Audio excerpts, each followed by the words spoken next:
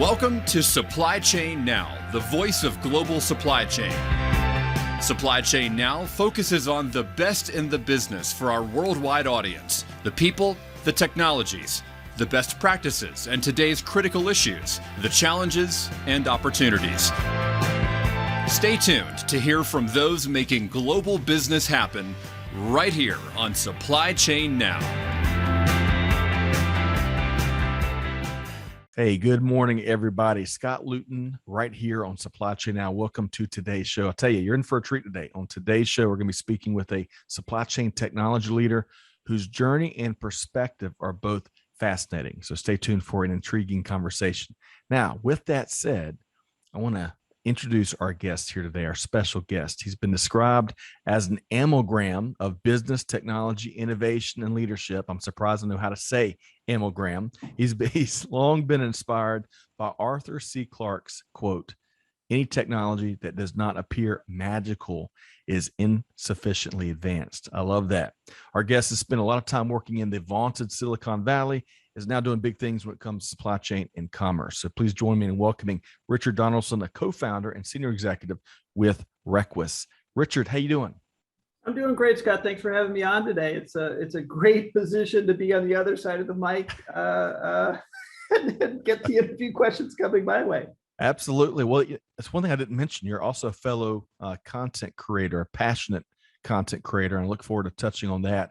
But before we ask you and get to know you a little better, we initially met at the Reverse Logistics Association event out in Vegas, probably about 2 years ago, I think. Is that right?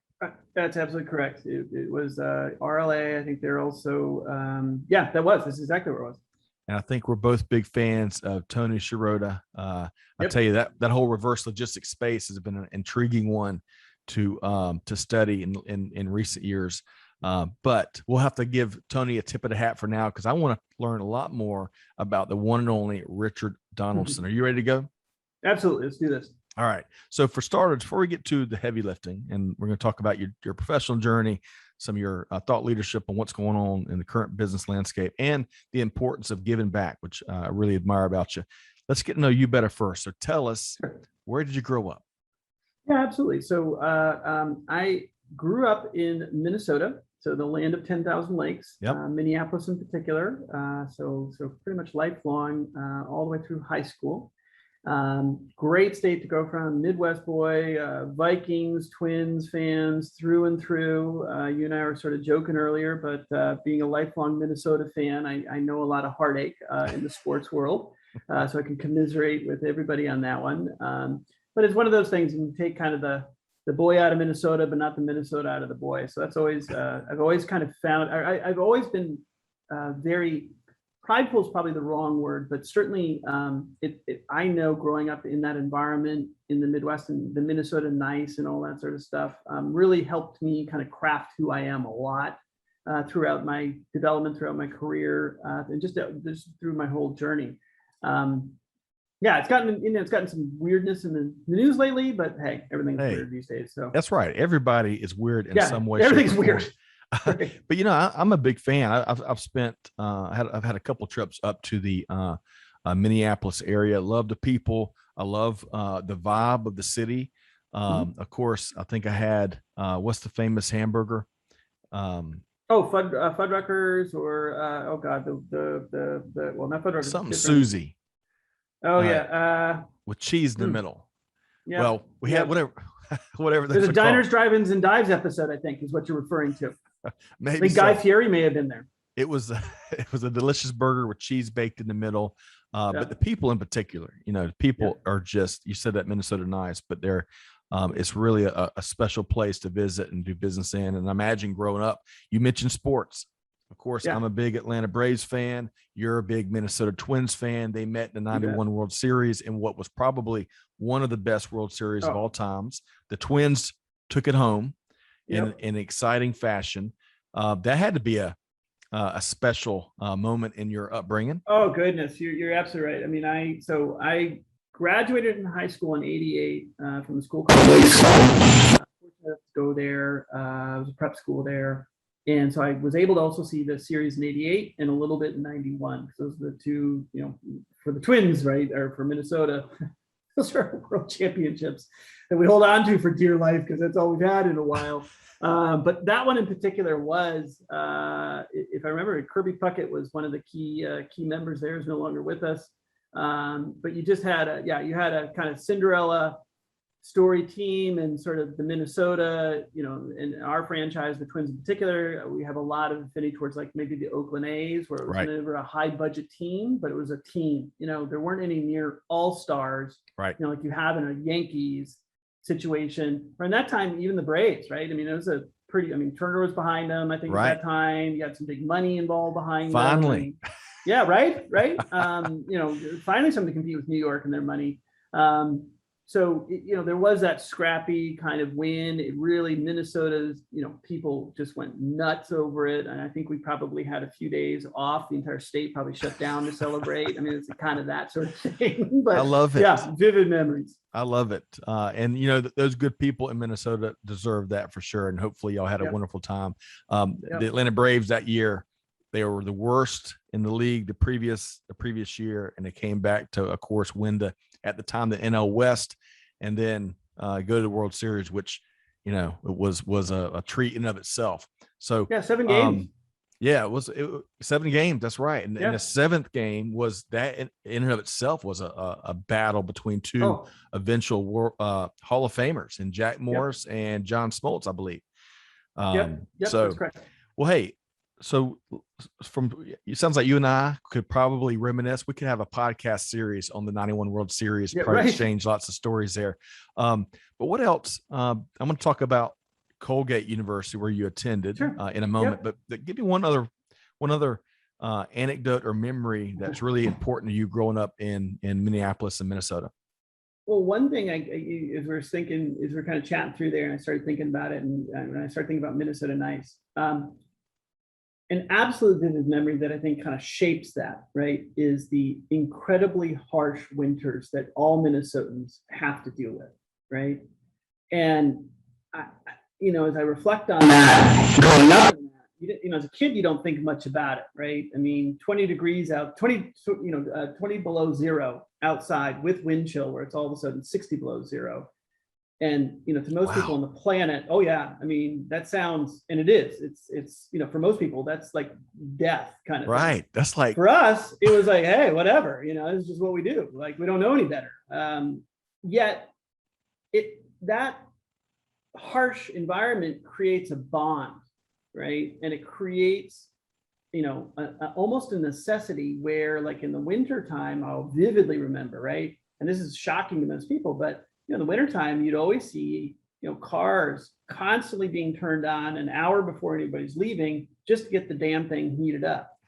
But the car's started, it's running, keys are in it, no one's watching it, but everyone's doing it. And you didn't have like a rash of car thefts or anything like that, because everyone knew that's just what you had to do. Or, in Minnesota, if you were stopped on the side of the road, especially in winter, you saw someone, you pulled over, you helped, you knew that person is in, whether they recognize or not, they're in a life and death situation when it's 20 below and they're pulled over on the side of the road.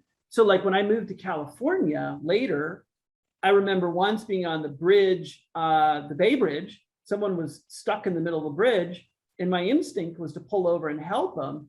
And by contrast, they looked at me like I was going to carjack them. Right. And I was like, I was so shocked. I was just like, hey, I just saw you pulled over. I thought I'd help. But that's what I grew up doing. Right. And it was really a byproduct of, oddly enough, the harsh winters, I think, because when you're in an environment like that, you recognize real quickly that karma is real. Like you are going to need help at some point. Therefore, you help other people. And it's just almost innate in your existence. I love that. So it's that kind of experience that I think is really anybody who's listening who's either lived in Minnesota or been from there, I think that'll key to them pretty quickly, right? But I think that's where that Minnesota Nice comes from, right? It's not that they're not competitive. It's not that they're not, out there getting stuff done. But it's just, you you kind of grow up with a different perspective. Like I have to help people because I know I'm going to need help at some point too. Right. I love it. It's like a disposition. It's just such a great disposition and mindset. Okay. So I want to move along to, you were an Ivy Leaguer. You went to Colgate University. So Yes, tell sir. us, for a lot of folks that may not experience, that level of education, what was your favorite aspect, especially when it comes to learning? I'm not sure if beer and pizza were part of your college experience like they are. Certainly a big part of mine. But putting that aside, what was your favorite aspect about that?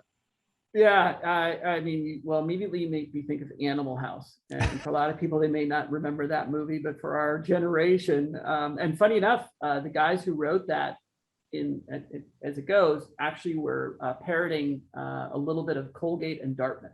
Really?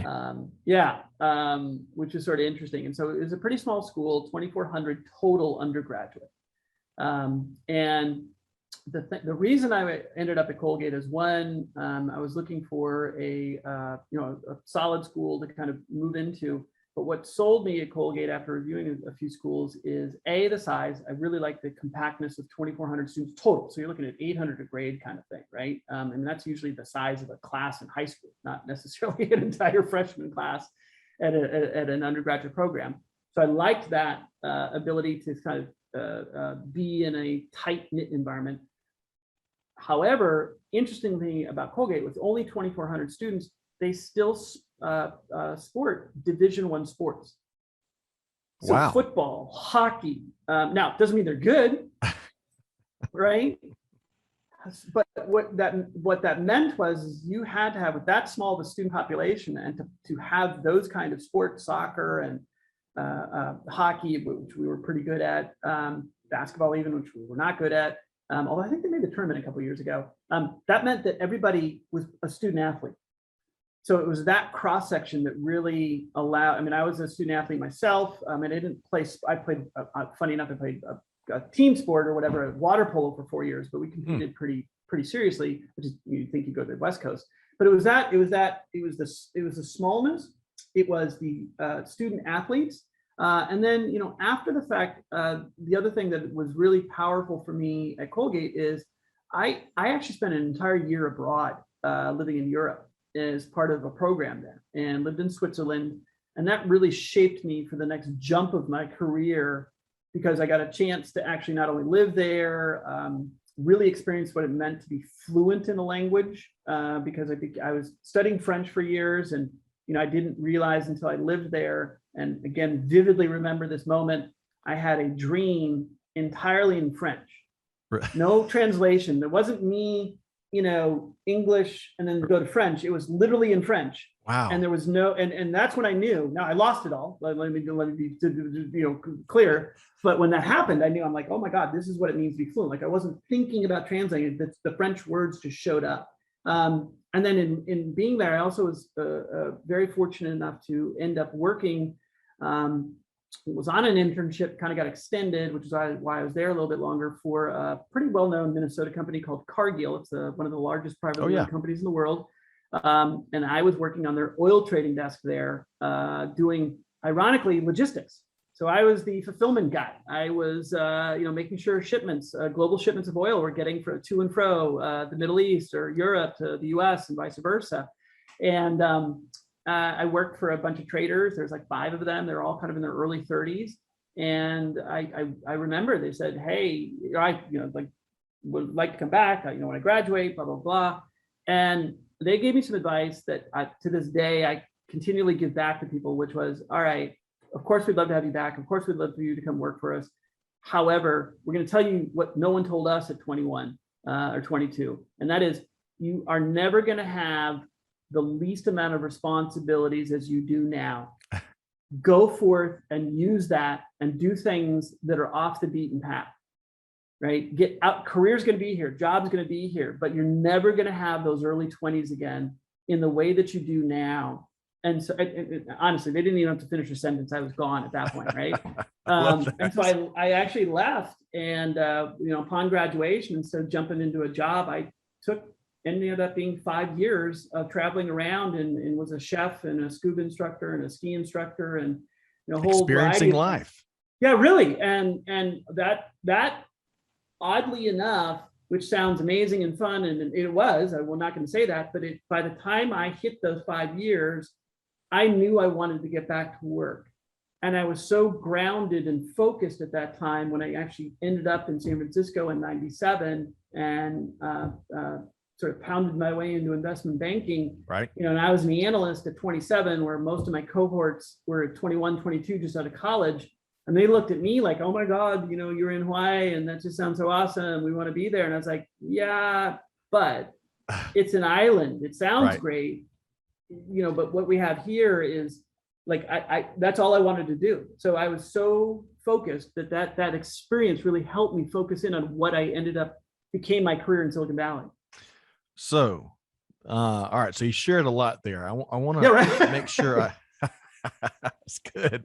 I want to make sure I understood one of your last points though, because it seemed like all of that time kind of exploring and living, taking the advice you've been given. Hey, you're not going to be this age again with so little responsibility. Take advantage of it.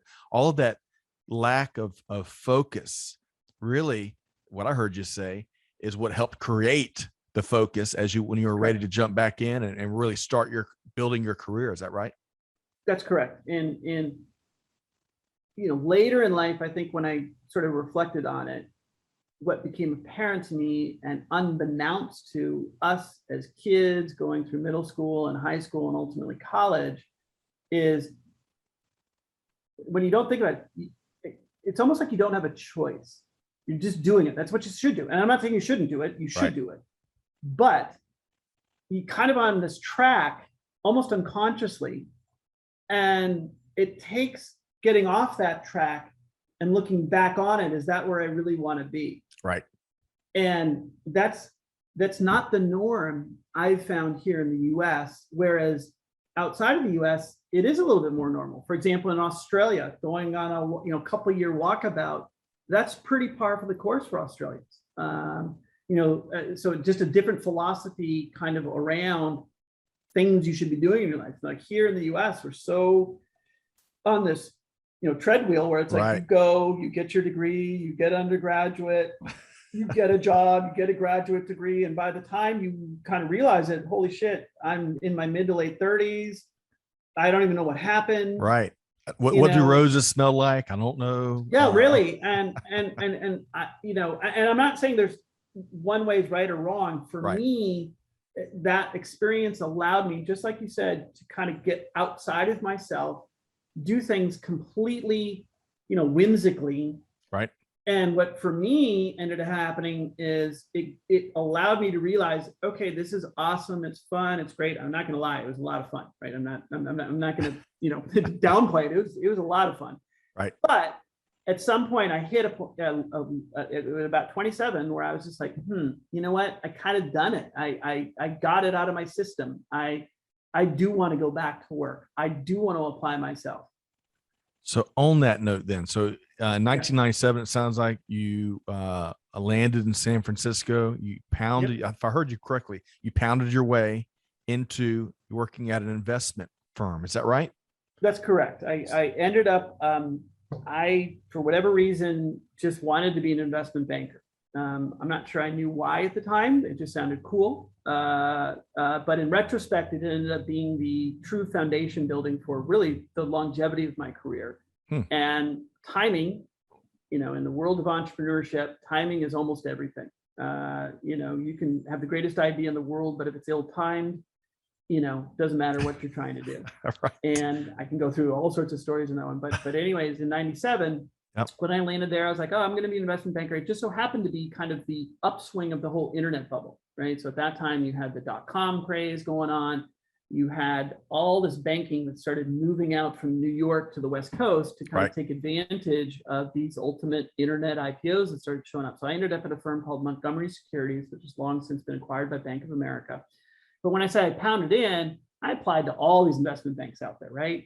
And I'm going to tell you, my resume was a little bit different than what they were used to seeing. And I remember one interview I had, an interviewee invited me in, and I remember this vividly. I walked in the door ready to interview, and she said, listen, I brought you in here because I'm just going to tell you up front, I'm not going to hire you.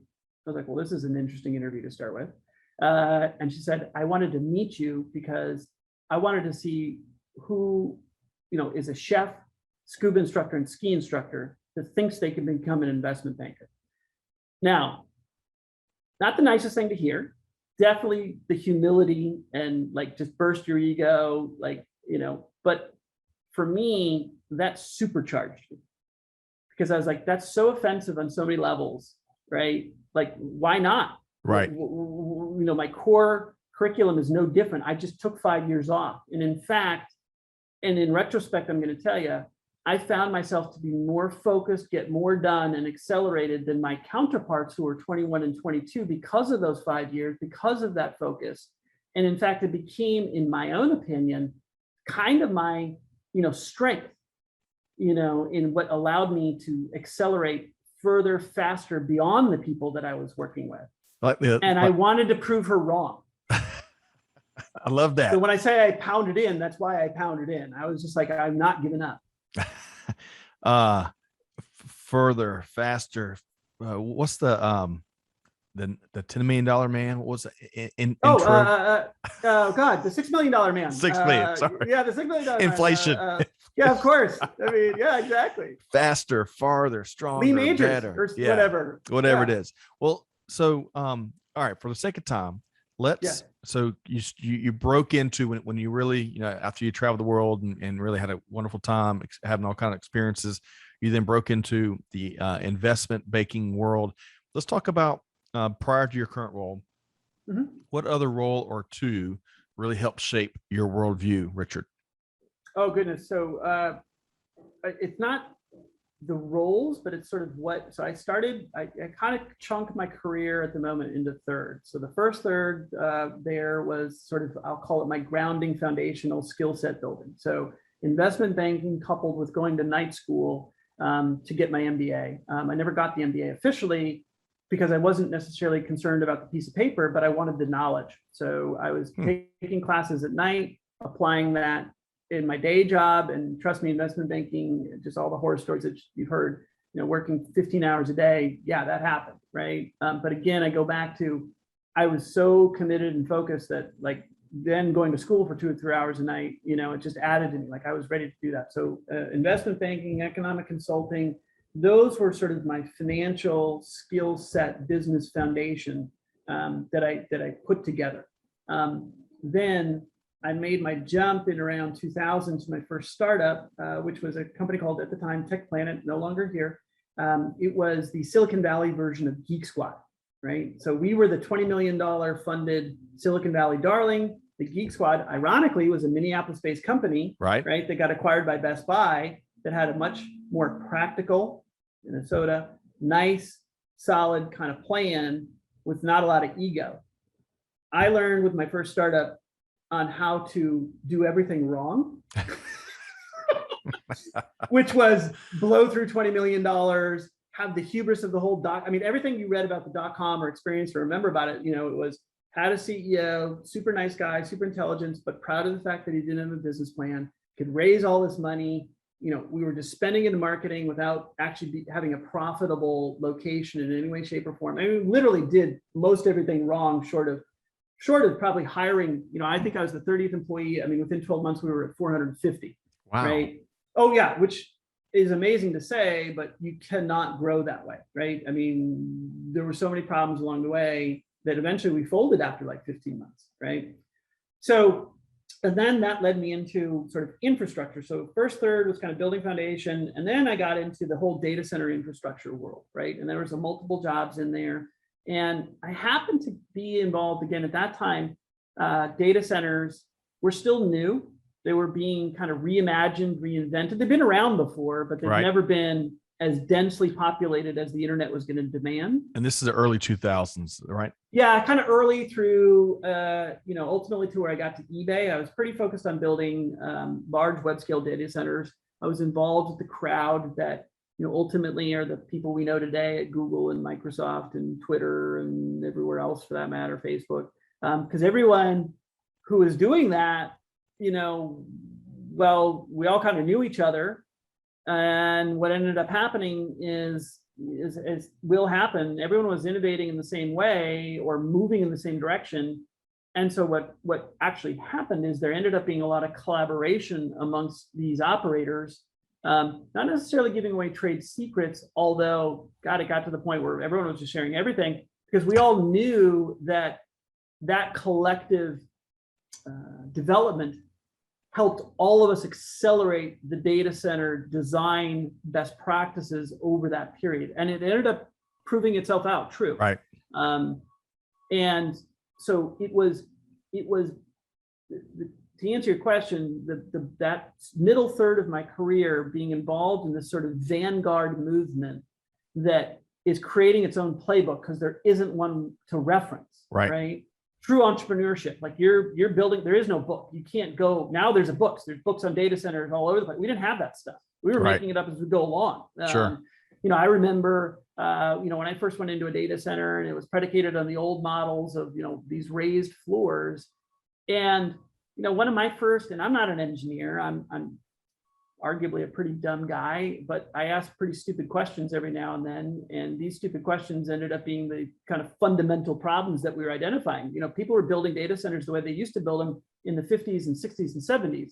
Okay, those computers were pretty different. Right. And the whole raised floor concept, just at a very simple level, they were trying to push cold air up into the servers.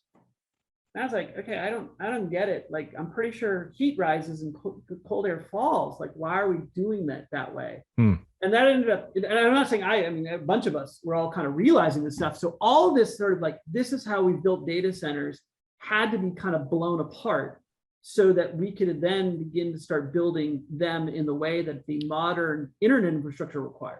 So let me ask you something here about data centers, because as things continue to shift, fast forward to 2021 and beyond, there's server farms and data centers popping up everywhere. Everywhere, including space, by the way. Right. That's right. Yeah. And I don't know a whole bunch about that aspect of industry. I do know here in Georgia, I think Facebook set up a server farm, and instantly, like overnight, that site became one of the biggest users of electricity. Right. So what do you think? We're going to talk about bigger industry things, towards the latter half of today's conversation, but really quick, in a succinct answer, how can data centers and server farms and all of that, which is being leaned on for all the digital transformation, all the cloud-based stuff, all of our social media that we know and love, all the emails we love sending, all that stuff, how will that evolve, especially as we look for more circularity and more sustainability? What's a quick thought you've got around that? Great question. So renewable energy. The data center industry is one of the most innovative energy developers, even standing up to the traditional energy and oil companies. So if I look at my counterparts and colleagues at Google and Facebook and Microsoft, and this is Joe Cava over at Google, this is Christian Bellotti over at Microsoft, Tom Furlong over at Facebook. Literally, I know them, and we all get together. I don't as much anymore, but a couple times a year, and share what our best practices are. And everyone is in the goal of moving towards 100% renewable energy. So if you look at the sustainability net zero footprint, at Google, at Microsoft, at Facebook, as corporations, they are leading with net zero footprints through direct investment and innovation in not only renewable energy, but then also anything that can do in decarbonization or water reclamation, and they continue to push the envelope because, quite frankly, the energy world wasn't innovating in that direction as fast. Right. And to your point, everyone in the data center world realized we need to go solve this ourselves. And that's also the kind of people that they are. Right. If I can't find an answer somewhere, I'll go figure it out. And so if I look at the inventions and the patents and the IP portfolios, if you go look at the IP portfolios of Google and Facebook and Microsoft with respect to data centers and infrastructure, They have thousands of patents in the area of renewable energies. Again, water reclamation. Right. Everything that the rest of the world is just not just now, but kind of becoming more front and center. Catching up to. They've been thinking and doing for the last 15 years. Love that, especially the doing part. Love that. Yep. All right, so let's shift gear because I want to get into what you're doing now. Yes, sir. But before, one of your big Eureka moments. I know we can't do your journey justice in the time we have here, but what was one powerful Eureka moment you've had either recently or earlier in your career? What's one that you can share with us? I would say one of the biggest Eureka moments kind of touches back to what your question was about data centers and infrastructure is the power of collaboration across an industry can propel the world forward in a way that individuals and individual companies just can't do. And that to me is something I've brought, or if you will, kind of transposed from my middle third of my career in data centers and infrastructure, and seeing that firsthand, seeing the power of collaboration, seeing, let's get rid of this whole secrecy, right, kill or be killed, kind of, I don't know, it's almost a generational thing where it's like we can co-opt things legitimately. We can be partners and compete with each other and achieve great things together. There's enough to go around. Agreed. Right? And it's that mentality. It's that there's a mentality called scarcity versus abundance. Yes, abundance mentality. Yes, Richard. That's right. That's right. And it's the abundance mentality that I saw. And Microsoft sells. What they sell. They sell Xboxes and computers and operating systems.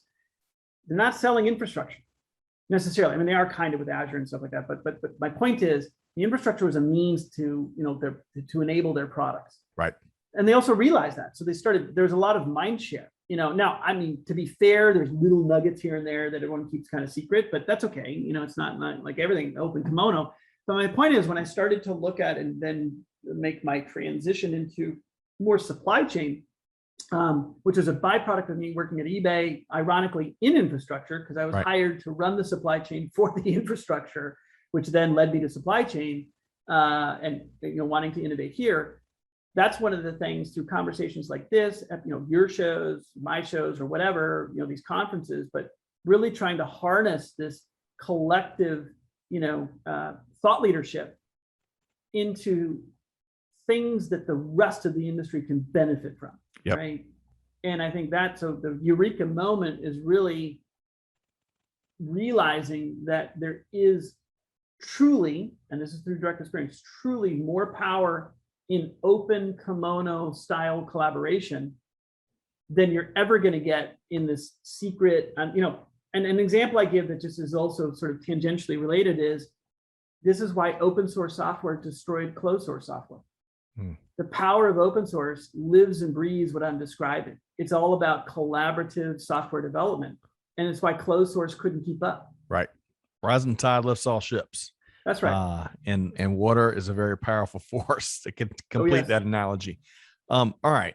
So a lot of stuff to think about and chew on there, but let's talk about what Requis is up to. So in a nutshell, what does the organization do? Absolutely. So Requis is a enterprise supply chain platform built to serve the entire supply chain organization, right?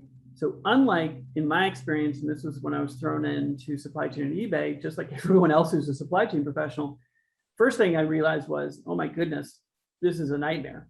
Like no one knows where anything is. I'm being facetious, but you get my point.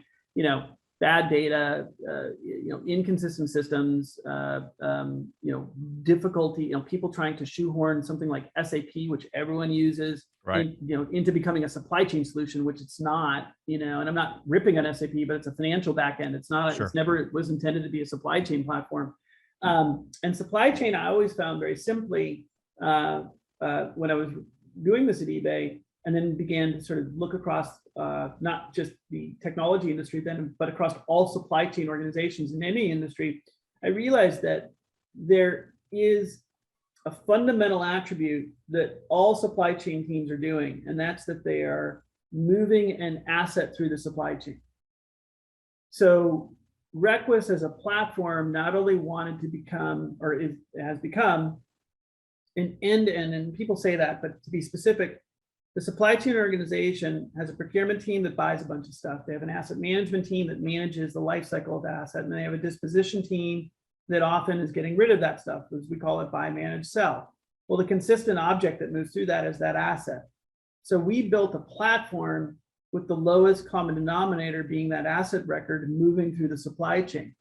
And I don't claim that that's necessarily innovative, but it's really breaking down to the core element of what a supply chain organization does, and then building a system that allows you to seamlessly move from buying, managing, and selling so that you don't have to have multiple systems and you have the consistent asset record moving through that platform. And I'm going to steal from Mark Benioff at Salesforce. When I kind of break Salesforce down as a platform in the world of sales and marketing or customer relationship management, the common denominator in Salesforce is the customer record. It's what the entire platform is built around, sure. Right? In our world, in supply chain, our customer record is the asset record. And so we focused on building a solution that allowed that asset record to move through seamlessly. And then also made sure that the entire organization can live in one space, not have to have multiple systems that somehow need to be cobbled together. And so, Requis is that kind of platform. And I believe we're seeing now that that's becoming more recognized as a concept. Again, we were fortunate enough to have thought of that and started developing that. I'll be honest with you, though, this is not the first time someone's tried to build a supply chain platform. If you go all the way back to, again, my early days in Silicon Valley, 2000, 2001, there was a company called Commerce One that was a early version of a supply chain platform. In fact, a friend of mine was the founding CFO there. Really? And they flamed out, but it wasn't because they were wrong. It was because the supply chain organizations weren't ready to digitize at that time. I go back to my timing point, right? Timing is critical, right? And it just so happens that pre-pandemic supply chains were looking to innovate, change, and evolve. The pandemic has now accelerated that. We just were lucky enough to be at the right place at the right time with the right solution. I'll be honest, did we know we were doing that? No, but we were pretty lucky. And any entrepreneur that tells you that they had that figured out, I'm going to tell you they're lying. There's a lot of luck involved in this stuff, right? Serendipity, absolutely. You got to create your own luck. It's a big part correct, of it as well. Correct. Chance favors the prepared, as I like to say, right? I like that. And in this case, Requis was built for supply chain by supply chain people, right? We weren't finance people pretending to supply, like we literally lived and breathed supply chain and realized the problems and issues that were in there. But again, I want to call out the abundance mentality.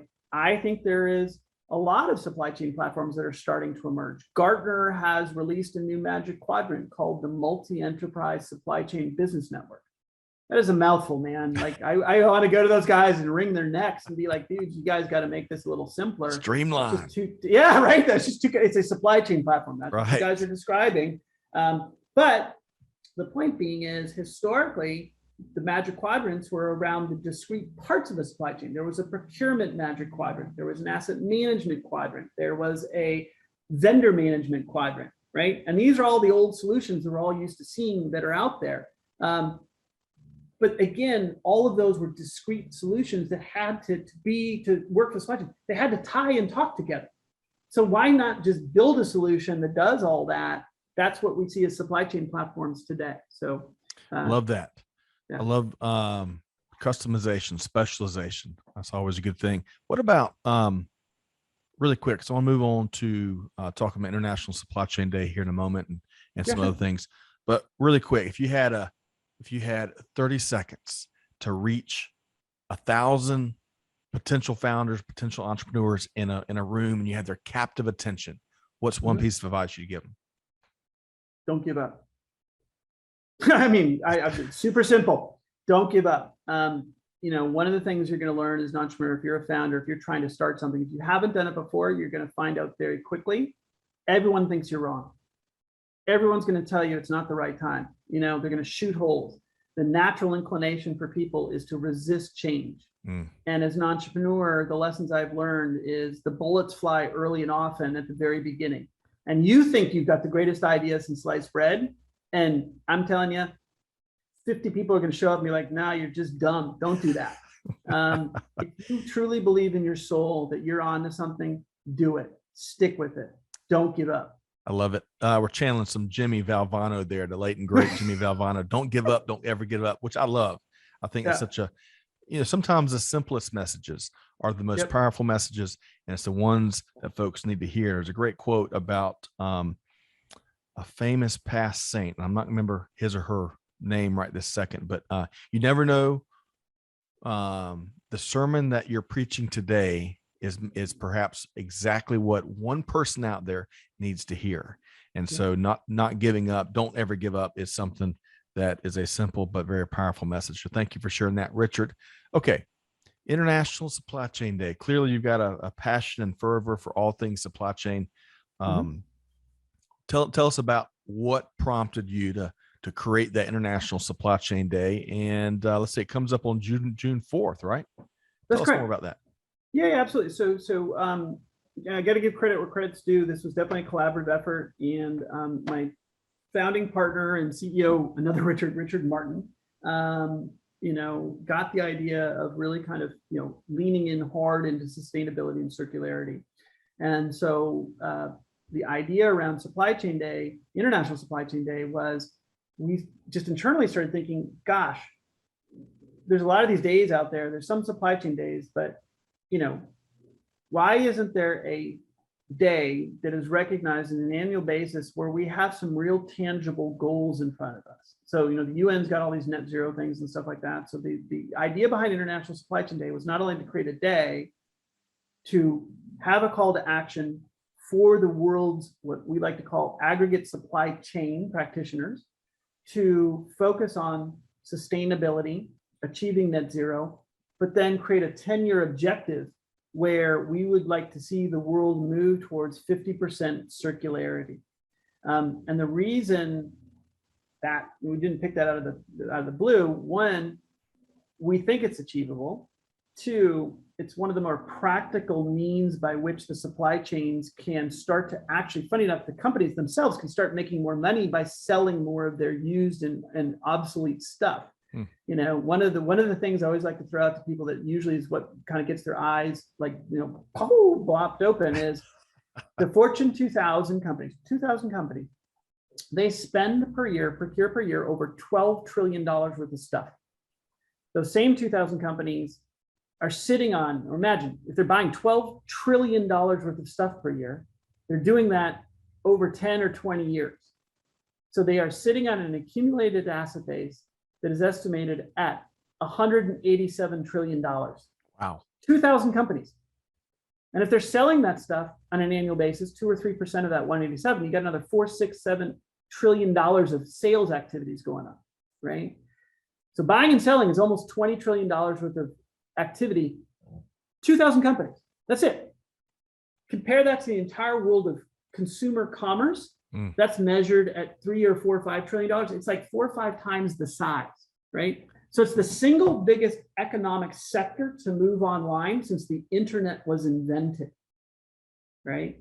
And more to this point, a thing that we showcase all the time is a wonderful National Geographic article written last year by a guy named Robert Kunzig, Kunzig, and it was focusing on circularity and sustainability. But he has this incredible infographic that depicts the world supply chain and the 106 gigatons of stuff that we yank out of the ground every year, right? And that 106 gigatons is split roughly 50%, biomass and 50% materials coming out of the ground. But when you see this and you see how it moves through the system, then 8% of that is circular. Okay, so if it's 8% circular right now, why isn't it 50% circular, right? And you can see where all this waste is and stuff, but it's that broken down simple view when you start to put in front of people, and you again go back to this, the reason Supply Chain Day we wanted to launch it is to raise awareness around a very achievable practical goal, because everyone's talking sustainability now. We're talking carbon and carbon credits and carbon markets and offsets, and this, that, and the other thing. And I'm not saying those are wrong, right, but they can be pretty complicated. sure, If we just, and I'm not saying this is exclusive, it's not mutually exclusive. You can do all this stuff, but Right. if we focus pretty hard on recycling and circularity at the enterprise level, we can have dramatic impacts on our net zero goals by just doing that. We don't need to overthink it. right, So International Supply Chain Day was really launched to bring awareness to that very simple concept, but then also find a way to measure and track against it. wonderful.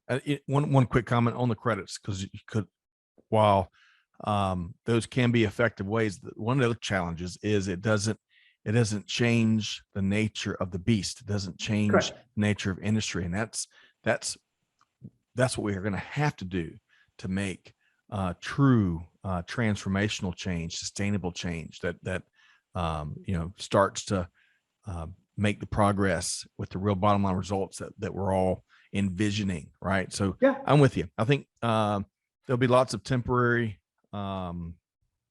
aspects of this whole journey, but man, getting the industry to change and art of the possible, which is just so massive, is going to have to take real change. What about so I want to come back to some other big supply chain topics. I want to talk for a second about giving forward, giving back, giving forward, whatever you want to call it, the service mindset. Clearly, from what I've observed of you, Richard Donaldson, is you're a big believer in our responsibility and how important it is as business leaders to give back and give forward, whatever you want to call it. Here recently, I loved how we've been supporting a virtual internship program for a couple of years. Allison and a few other folks have been leading this program, which really creates awareness for students in a variety of business sectors, to include supply chain. And you stepped in on short notice. They had a speaker gap. You stepped in, and clearly, I think you wowed the students, and I think the students wowed you, perhaps. So touch on that experience, but also touch on the greater topic of what is the importance of giving forward. Yeah, absolutely. No, great question. And I think it's also something that is becoming top of mind more and more. It's not just, I mean, it's just, I think you're hitting on something that I think people are just, paying it forward. It's a concept that we've been hearing a lot about. It's taking hold, and it should take hold. In direct response to that event, it was I don't remember the schools. I think it was affiliated with the University of Georgia Tech. Sorry, right. Georgia Tech, I believe. Yep. And it was a group of, and I love the term, neurodiverse students, right? So traditionally we would say they may have a mental challenge of some sort, whatever that may be. But the point of the program was to say, okay, let's focus in on the things that you do exceptionally well and see how we can kind of help you develop that as a life career or kind of goal, skill, whatever.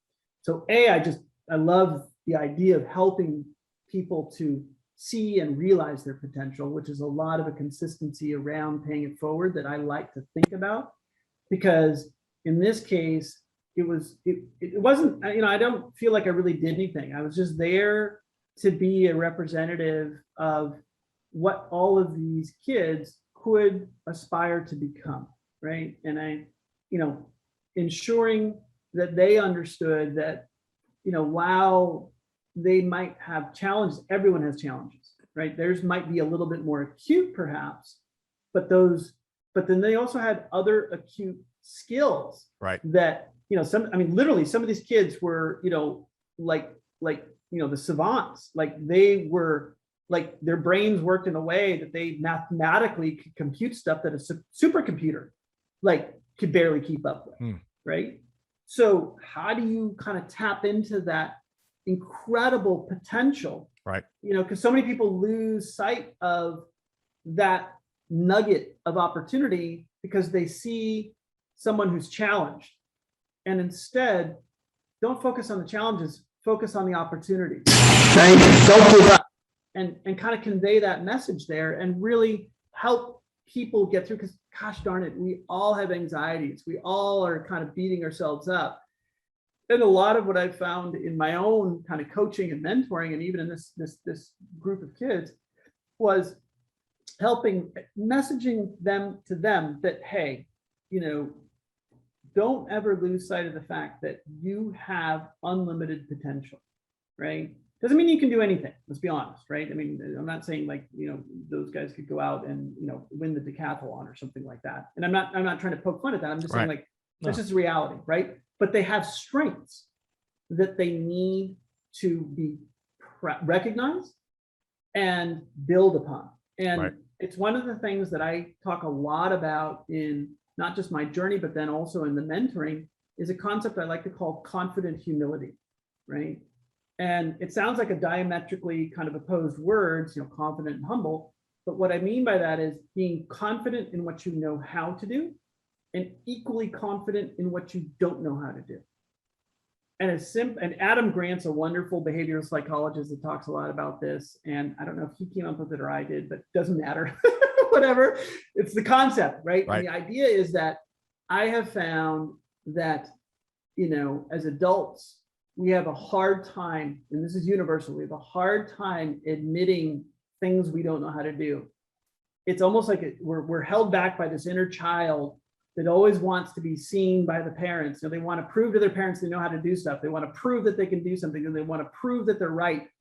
And as adults, we almost have to unlearn that and recognize we can't do everything. Right. We can only do certain things well. And these kids actually lived and breathed that because they were started with a bunch of like challenges. So it was almost in the reverse of saying, okay, I know you're more than enough, realize you got challenges, but you also have these unique skills that no one else has. Right. Let's focus on those. Let's shine a spotlight on those. So, the pay forward kind of global concept of really helping people to realize their potential, doesn't matter where they are, what walk of life they come from. I have found that to be one of the more rewarding things, in my career. Love doing that. Love speaking to anybody and everybody about that. Love that. So it is so important for where we are. I mean, it goes back to driving change and helping others. I love that image, a ladder. Once you hit the top of the ladder, make sure you're putting the ladder down to help the other folks get up there. Totally. So let's talk about the switch gears. Let's talk about back on the content creation side. So your podcast. Yes, sir. Tell us what your driving mission there is, and why you talked about spotlighting others. As you alluded to earlier on, this is one of the first times in a while that tables have been turned and the questions have come your way. Why do you enjoy that with your podcast? Why do you like hearing from others and spotlighting their POV? Yeah. So I think just like you, I mean, one of the things I've really found in the goal of the podcast wasn't to do a podcast. It was really to kind of harness a lot of thought leadership, create a consistent conversation amongst different people around the world, and find the common themes on what's actually helping supply chain evolve or transform. That was sort of the working premise behind the show. And, I think you guys have been in it for a long time. You're infinitely bigger than we are, and which is great. But it's also an example here where the conversations that we're all having, they're important to begin to sort of cross-reference them. Sure. Because kind of I go back to my data center industry experience and bringing that collaboration together. I find through the podcast a way to create collaborative conversation that then can be captured and ultimately disseminated to the wider supply chain world, right? These are all the people that you want to get the ideas from. It's basically like having an interactive panel, on internet steroids, right? Where you have all this incredible content that you generate that then becomes permanent in the internet fabric. Right. And so you can reference it and pull it together. And so the idea between the episodes is really to kind of focus on a wide variety. So it's the full spectrum. It's people who are in the consulting, people who are heads of supply chain, people who are consultants, people who are academics, people who are in procurement. And finding common themes around, because there are common themes in supply chain evolution. One of the things that we can all say is we're all trying to digitize and leverage technology. Okay, well, what does that really mean? It's one thing to say those words. I, again, tend to be a fairly practical person. I like to kind of dumb it down to like, what does digitization mean? Right. And, going and talking to other people through the podcast, and what do they mean by digitization? What do you mean by digitization? There's a common kind of understanding of digitization for me, very simply, is literally just building technology foundations within the supply chain that enable one to take advantage of all the technology that's out there, from IoT to big data to all, but, because we all get lost in these, but, AI and machine learning and, blah, blah, blah, this, but underneath it all, you still need to have a digital twin of your assets. I kind of go back to that common theme, because if you don't have that, everything else doesn't work. Right. How are you going to have artificial intelligence about your supply chain if you don't know what your assets are doing? What does that mean? So trying to find that common, core, lowest common denominator, the podcast has been we've been fortunate enough, I should say, to have kind of brought that out through the guests and the episodes and the conversations. And then so that's really what it's been about. It's a beautiful thing. And the democratization of thought leadership and content and digital content has also been a beautiful thing. Over 2.6 million podcasts. And I love your thoughts around how you use it, because it's far beyond, recording something and dropping in an RSS feed. It is about, bringing people together. It is about using it as a tool for progress and challenging thoughts and creating consensus. So I love that. And also you alluded to on the first part of your answer, there's all sorts of folks that contribute from all walks of life into global business and global supply chain. And that's the only way, leveraging all of that talent, folks that win decathlons and folks like me that can never win decathlons. Right there with you, man. Right. Academics, practitioners, senior leaders, frontline, you name it. All those folks is how we're going to move this industry forward in a meaningful way. So I love that, Richard. Let's, because you reminded me one thing. I just want to give a shout out to Brian Aoe, right, of Refashion Ventures, and he's the one who told this to me once, and the words ring true as you were describing that, which is one of the beautiful things about supply chain, right? Unlike pretty much any other part of the enterprise, all 7.5 billion people on this planet are a part of the supply chain. Whether they're consumers or producers, whether they're actively involved in it, they are a part of the supply chain. So the supply chain actually connects the world. So to your point in this discussion, everybody can have input in how to make a better global supply chain. We all can have an impact, right? And it's not to be fully grandiose, but it's true, right? I mean, everything that anyone does in any given day is involved in the supply chain, whether they think of it that way or not. And, Brian, when I had an episode with him, brought that up, and I was like, wow, that's absolutely true. This is, unlike finance or sales or marketing, supply chain is a unifier amongst everybody on this planet, right? Both as consumers or professionals or whatever, because we're all a part of the supply chain. You're absolutely right. And I think one of the silver linings of this last 18 months, 24 months, what have you, is more and more folks are beginning to realize that. And that's a powerful awareness that's going to help us. Circling back, everything circles back to the change, the problems, small and big, that we're fighting through. With awareness comes new ideas, new solutions, better consensus, you name it. So that's a wonderful thing. All right. So let's, I wish we had about 2 more hours with you, Richard. I knew we had a lot of stuff that we wanted to chat through. There's so much that you're up to. But let's make sure folks know how to connect with you, Richard. And, all the stuff you're involved in, from Requis to International Supply Chain Day, to some of your give back stuff, to, of course, the podcast and beyond. How can folks connect with you, Richard? Absolutely. Easy place is LinkedIn. Do everything on LinkedIn. You and I go back and forth with LinkedIn. So it's just RH Donaldson. Find me on there. I'm open to connecting all the time. That's the easiest spot. It's just that easy. Richard Donaldson. You can search Richard Donaldson Requis, and that'll take you right there. Of course, folks, anyone listening to this or watching this, we're going to make it even easier. We're going to include Richard's contact information, including the LinkedIn link in the show notes, one click away from connecting with the dynamo that is Richard Donaldson. Richard, I think if we plugged you up to the electrical grid, you could probably power a small city.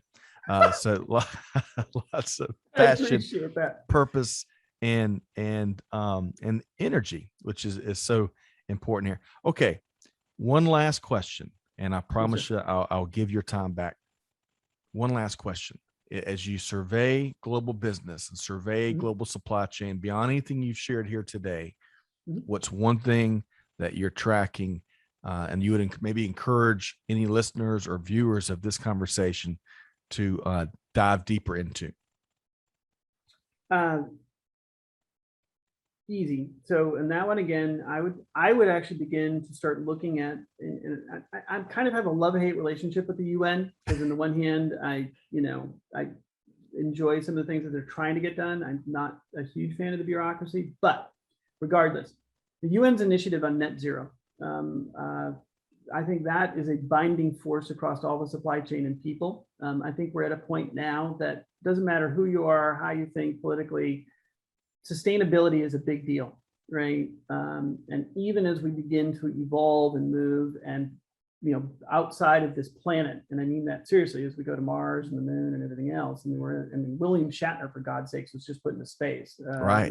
Captain Kirk is finally visited space, right? And I don't know if you saw it, but he actually held up a sign that said, "Suck it, Picard." I thought that was awesome, right? I mean, talk about yeah, right? Like, I mean, just anyway. But coming back to the question, I would, if you wanted to get into the global supply chain, kind of where things are going, and I have some critical ideas or thoughts or criticisms, I should say, of the net zero project at the UN, but the idea is the right idea. The concept around moving us towards circularity. Enterprises are sitting on probably the biggest economic windfall. They just don't realize it yet in all the stuff they've been acquiring and they're sitting on. If they just move that into more of a recycling circular concept, we will be well on our way towards achieving the sustainability goals that are outlined in those net zero programs. So I think that's kind of where I'd start to begin pointing people to, and you can dive into all sorts of parts of it, but if you've also guessed, it's hard for me to be brief, so I'll try to stop it there, because I could keep going for a while. Well, I'm still on Suck It, Picard, and we got to explain that, because some folks may not realize. You and I, okay, you're right. You and I both probably appreciate Star Trek, yes. And I'll admit I am a Star Trek nerd, perhaps, but Picard was the Star Trek Next Generation captain Correct. Of the Enterprise, right, which came Correct. Out in the late 80s and early 90s, and of course William Shatner was Captain Kirk from the original series and some of the movies that came from that. So there's a healthy, probably rivalry, but between all the crews that represent different Star Trek franchises, right? 100%. You got William Shatner, you got Patrick Stewart, two of the greatest Star Trek captains of all time, actors, whatever, all the things that they've done. But to have a little bit, to take a moment like that and create, not only is it great to see a 91-year-old guy get shot into space, right? In William Shatner, because he's 91. Let's not overlook the fact, guy's 91 years old going to space. And that's not, I don't care who you are, but getting shot up in a rocket is probably not physically the most comfortable thing you've ever done. So for him to be able to do that, and Shatner looks fabulous, by the way, as a 91-year-old. With the pictures, I'm like, holy God, like that guy's 91.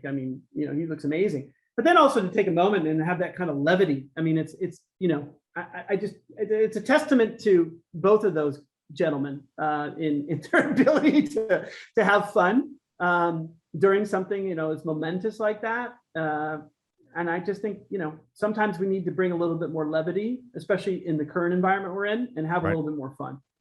I'm with you 100% with you. And maintaining that sense of humor during these challenging times is really important. So we're going to have to leave it at that. There's so much else that we'll get to. We'll have another conversation soon. We've been talking with Richard Donaldson with Requis. Thanks so much for your time today, Richard. Scott, my pleasure. It's been a lot of fun.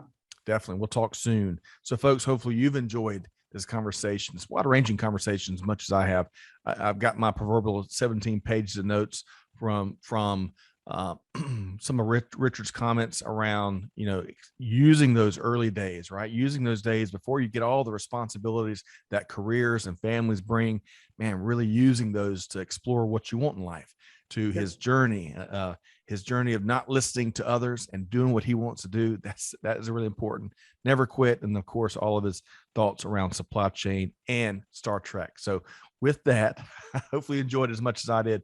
Hey, be sure to find Supply Chain Now wherever you get your podcast from. Be sure to find Supply Chain Next wherever you get your podcast from. Subscribe so you don't miss conversations.